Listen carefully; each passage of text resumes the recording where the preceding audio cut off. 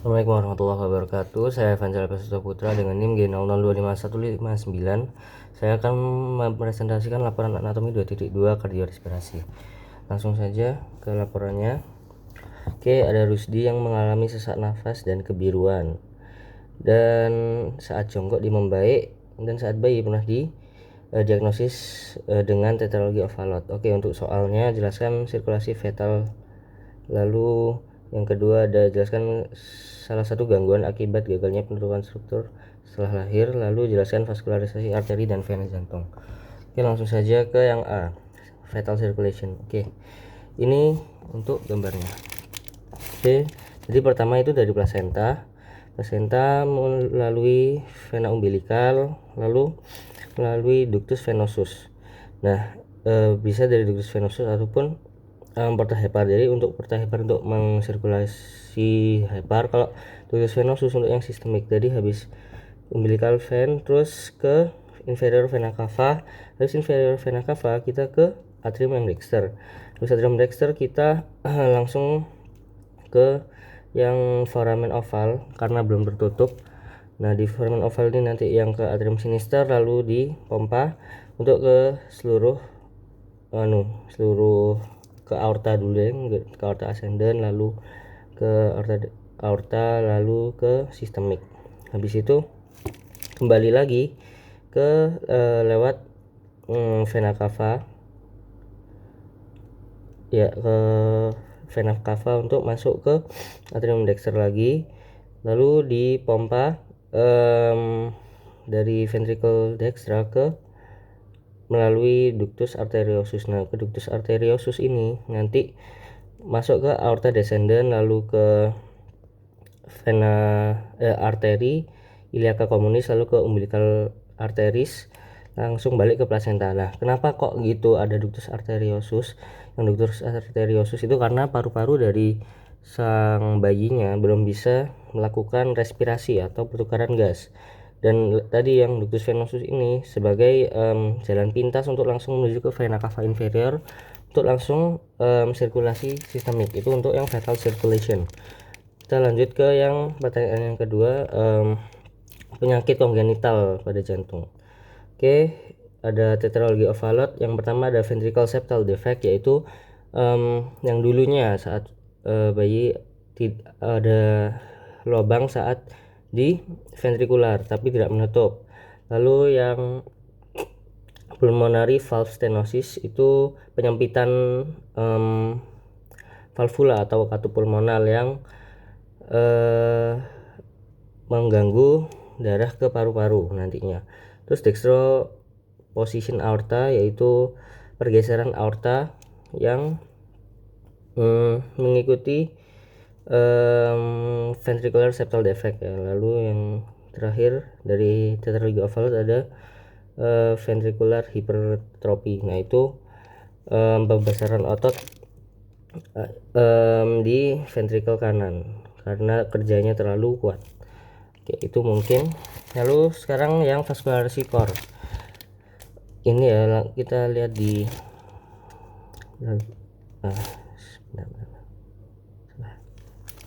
Oke, ini yang arteri dulu. Dari aorta ascendent itu nanti bercabang dari arteri coronaria dexter dan sinistra. Yang dexter nanti menjadi ramus SA. Ini sebentar. Ini coronaria dextra, ini jadi ramus SA, lalu turun ke samping itu yang jadi marginalis, lalu ada yang ke belakang menjadi ramus interventricularis posterior arteri. Oke, untuk yang sinistra, yang dari arteri coronaria sinistra, dia turun menjadi ramus interventricularis anterior yang ini. Terus juga ada yang ke belakang, yaitu circumflex. Circumflex itu nanti yang jadi bercabang jadi marginalis sinistra. Kalau yang tadi anterior jadi ramus lateralis. Oke. Itu untuk yang arteri. Terus ini untuk yang vena. Untuk yang vena, oke, untuk semua vena mostly atau hampir semuanya akan ke sinus coronarius di sini yang nanti lanjut ke vena cava untuk dipompa ke atrium dextra. Tapi ada vena minimarum cavarum itu cordis minimae yang nanti langsung ke atrium dexter melalui foramina minimarum cavarum. Itu untuk laporan 1. Oke, untuk laporan yang kedua ada Badi ya, mengeluhkan hidung tersumbat. Terus saat diperiksa ternyata ada sinusitis di sinus maxillaris. Nah, pertanyaannya, jelaskan sinus-sinus suara nasal yang terdapat pada hidung dan fungsinya. Lalu sebutkan pembagian meatus nasi dan lubang muara, dan jelaskan mengapa sinus maksila lebih rentan mengalami infeksi. Oke, langsung saja ke pembagian soalnya. Penjelasannya. Sinus paranasal. Sinus paranasal itu seperti rongga udara yang ada di sekitar nasi atau hidung. Ada 4, yaitu sinus frontalis, lalu sinus etmoidal, lalu sinus sphenoidal, dan sinus maxillaris. Fungsinya apa sih? Itu untuk pertama mengurangi berat relatif tengkorak, lalu meningkatkan resonansi suara, lalu sebagai penyangga terhadap trauma, serta melindungi struktur yang sensitif dari fluktuasi suhu atau perubahan suhu, dan melembabkan serta menghangatkan udara dan berperan untuk sistem tubuh. Oke, lanjut saja.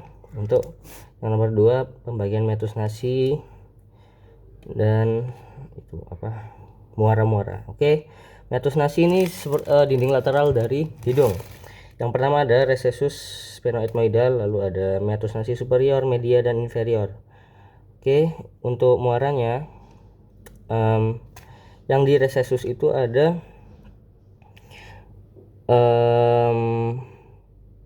bentar, recessus mungkin kita yang pertama dulu di recessus ada muara apa. Oke, di recessus ini ada muara sinus etmoidal ya, ini di sini sinus etmoidal. Terus yang banyak ini yang di media. Di media itu yang pertama ada bulla selula yang berbentuk kubah ini. Nah, di sini ada muara dari selula etmoidal yang media, lalu di bawahnya bulla ada hiatus semilunaris. Hiatus semilunaris itu ada di anteriornya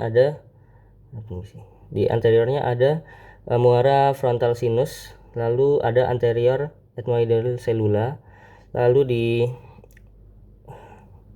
di puncak dari hiatus semilunaris itu ada processus unguinatus, dan juga di sana ada opening of sinus maxillaris. Oke. Lanjut ke yang terakhir, yang inferior. Ini cuma ada satu, yaitu ductus nasolacrimal. Itu untuk pembagiannya. Oke, yang terakhir jadi kenapa sih di maxillaris itu sering kali terjadi infeksi dibanding sinus yang lain? Karena kalau dilihat di gambar di sini semuanya nanti menuju ke lubang dari atau kavitas dari hidung itu, semua duktusnya atau semua muara mengarah ke bawah atau ke samping, kecuali yang maksila. Nah, yang maksila ini nanti ke atas, kan sulit ya kalau muaranya nanti ke atas, jadi bakal sering terjadi penumpukan cairan di sini yang bisa menyebabkan infeksi. Oke, untuk presentasi dari saya mungkin segitu saja. Terima kasih, maaf apabila salah kata. Wassalamualaikum warahmatullahi wabarakatuh.